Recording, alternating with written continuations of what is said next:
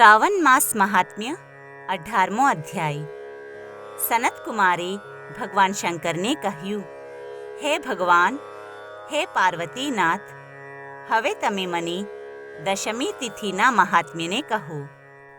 ત્યારે ભગવાન શિવ બોલ્યા, હે વિપ્ર, શ્રાવણ માસ શુક્લ પક્ષ દશમી તિથિના દિવસે આ વ્રતનો શુભારંભ કરવો। આ વ્રતને આશા દશમી વ્રત કહેવાય છે।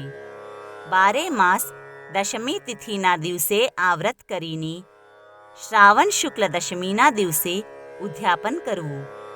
આ વ્રતને રાજપુત્ર રાજ્યની આશાથી, કૃષક ખેતીના કાર્યના વૃદ્ધિની આશાથી, વૈશ્યપુત્ર વાણિજ્યાર્થ, ગર્ભિણી સ્ત્રી પુત્ર પ્રાપ્ત્યર્થ, પ્રાણી માત્ર ધર્મ અર્થ કામ અને સિદ્ધિ માટે, કન્યા મનગમતા પતિ માટે, શ્રેષ્ઠ બ્રાહ્મણ યજ્ઞાર્થ, રોગી આરોગ્યતાર્થ, અધિક સમય પતિ પરદેશમાં રહેવાથી પતિના આગમનાર્થ પત્નીએ આ વ્રત કરવું। અન્ય ઈચ્છાઓની પ્રાપ્તિ માટે પણ આશા દશમી વ્રત કરવું। શ્રાવણ શુક્લ દશમીના દિવસે વ્રતીએ રાત્રે સ્નાન કરીને પૂજન અર્ચન કરવું। રાત્રે દિશાઓમાં ફૂલ, પલ્લવ, ચંદન દ્વારા ઘરના પ્રાંગણમાં દેવોના ચિત્ર બનાવવા।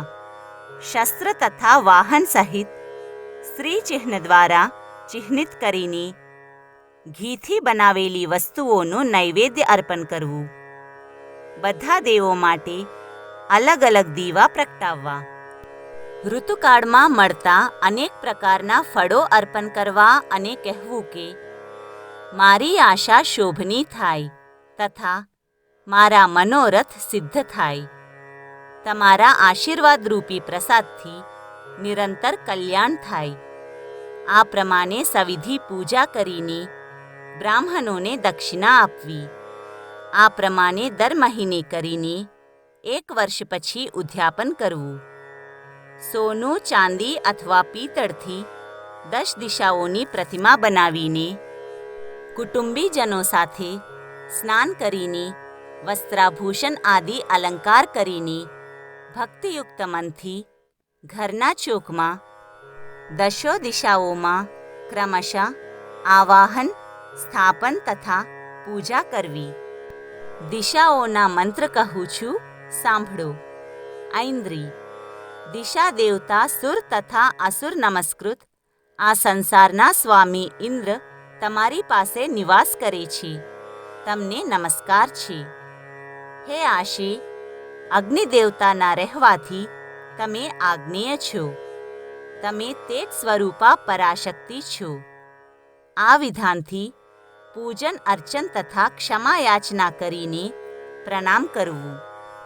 જે પ્રાણી બંધુ મિત્રો તથા કુટુંબીજનો સાથે આશા દશમી વ્રત કરે છે તે સ્વેચ્છાનુસાર બધી ઈચ્છાઓ પ્રાપ્ત કરી લે છે। સ્ત્રીઓએ આ સનાતન વ્રતને નિશ્ચિત રૂપથી કરવું જોઈએ।